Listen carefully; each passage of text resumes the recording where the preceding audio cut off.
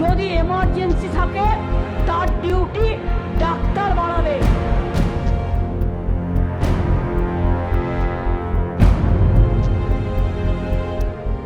ममता जी, कानून में एक से एक सख्त प्रावधान उपलब्ध हैं, परंतु प्रावधान कितने भी सख्त हों, लागू करने वाले की मंशा भी उतनी साफ और सख्त होनी चाहिए। आज साबित हो चुका है कि टीएमसी का मतलब तृणमूल कांग्रेस नहीं बल्कि तानाशाही मानसिकता एंड कल्चर बन चुका है। वो ये भी बताएं कितने केसेस में चार्जशीट दाखिल कर दी, और वो ये भी बताएं कि इस आरजीकर मेडिकल कॉलेज के इस प्रकरण के संदर्भ में जिन लोगों ने कहा था कि उंगली तोड़ दी जाएगी, उन लोगों के बारे में क्या कार्रवाई। सरकार और मोदी जी के नेतृत्व में पूरी तरीके से संवेदनशील और सतर्क है। बलात्कार के आरोपियों की सजा दुगनी करने का कानूनी प्रावधान हमारी सरकार ने किया है। नाबालिग बच्चियों के साथ बलात्कार होने पर मृत्युदंड का प्रावधान किया है।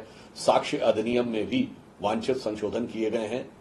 परंतु आज जो पश्चिम बंगाल की विधानसभा में दिखा, उसके बारे में मैं कहना चाहता हूं कि ममता जी, कानून में एक से एक सख्त प्रावधान उपलब्ध हैं, परंतु प्रावधान कितने भी सख्त हों, लागू करने वाले की मंशा भी उतनी साफ और सख्त होनी चाहिए। परंतु आज जो दृश्य देखने को मिला वो मन में एक बहुत विचित्र अनुभव उत्पन्न करता है। ये वही पश्चिम बंगाल की विधानसभा है जिसमें खड़े होकर उन्हीं ममता बनर्जी जी ने शाहजहां शेख का बचाव किया था, और इतना ही नहीं, उन्होंने पीड़ित महिलाओं प्रोपेगेंडा का आधार बताया था। वही विधानसभा, वही प्रांत और वही नेता। मैं उनसे पूछना चाहता हूं, 2021 के चुनाव के बाद कितनी ही भारतीय जनता पार्टी की महिला कार्यकर्ताओं के साथ बलात्कार की घटनाएं हुई, कितनों के बारे में आपने सजा करा। और यदि ममता जी की मंशा साफ और सख्त है तो वो कृपया बताएं कि उनके कार्यकाल में कितने फास्ट ट्रैक कोर्ट गठित हुए बलात्कार के मामलों को लेकर, जबकि निरंतर अनुरोध किया जाता रहा। नंबर 2, वो ये बताएं कि आज तक उन्होंने कितने केसेस में कन्विक्शन करा दिया है।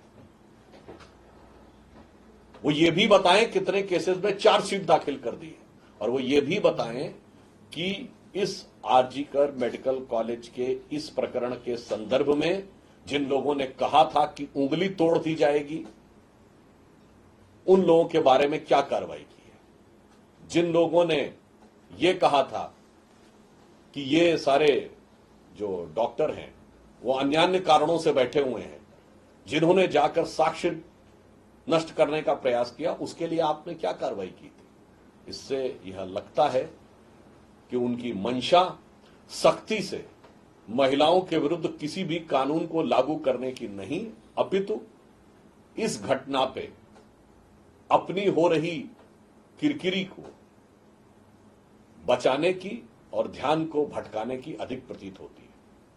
यद्यपि भारतीय जनता पार्टी हर प्रकार के उस संशोधन के पक्ष में है जो महिलाओं को न्याय दिलाने के लिए सख्त कानूनी व्यवस्था का प्रावधान करे, परंतु मैं पुनः यह बात रेखांकित करना चाहता हूं, सख्त कानून के साथ साथ लागू करने वाले की मंशा भी साफ और सख्त होनी चाहिए, जिसका बंगाल में पूरी